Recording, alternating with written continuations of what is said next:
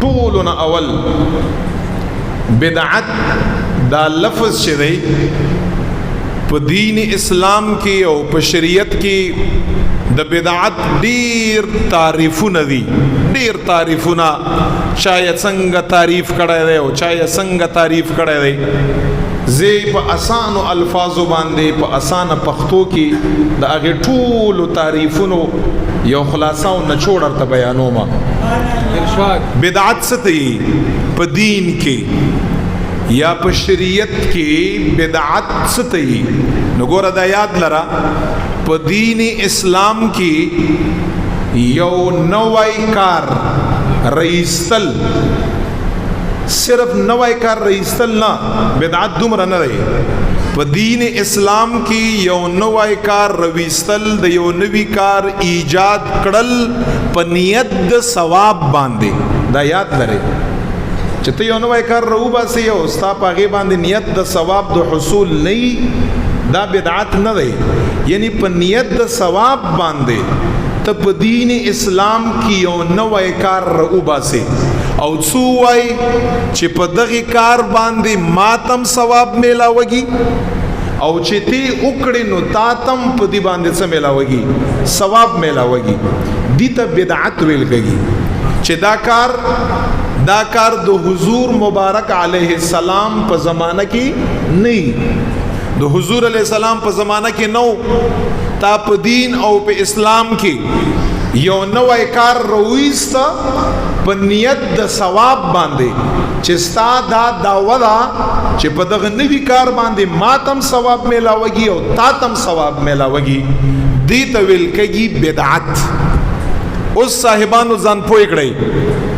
چې حضور مبارک په زمانه کې یو کار نه شوی، یو کار په دنیا کې او په خارج کې او په عمل کې نی راوستلی شوی او تی په وس زمانه کې په دین کې یو نوی عمل راوباسې او په نیت د ثواب یې راوباسې چې ووایي چې دا کار کړل ثواب دی. نو صاحبانو دا کوم کار چې چا راویستلی دی د دې دوه حالات دي، دوه حالتونه دي. که چرته دغه نوی کار چې درویست او په نیت د ثواب باندې کوي، که چرته دا د دین د شریعت د اصولو په خلافو، د دین د شریعت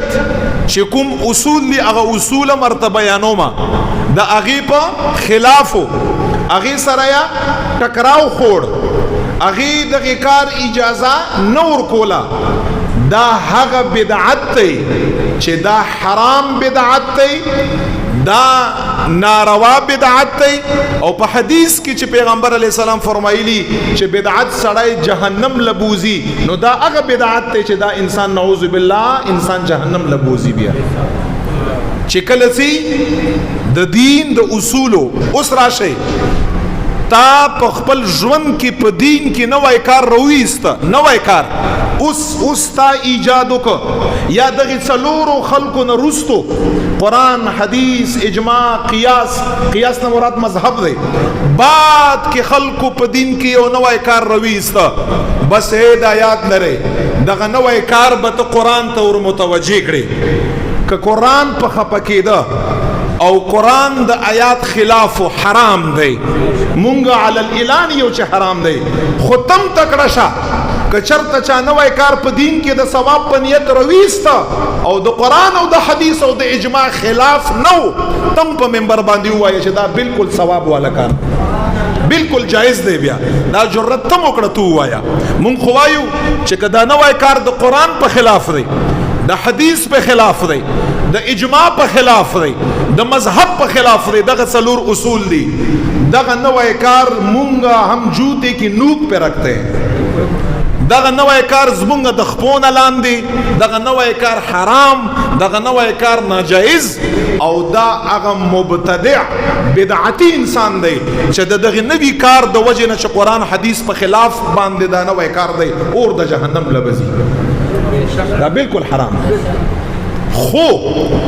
کچرته چا نوی کار ایجاد ک په دین او په اسلام کې په نیت د ثواب باندې او زی مثالونه در کومه صاحب په دې کې تم راګيري پدې کې تم راضي ستا غلام پکې راضي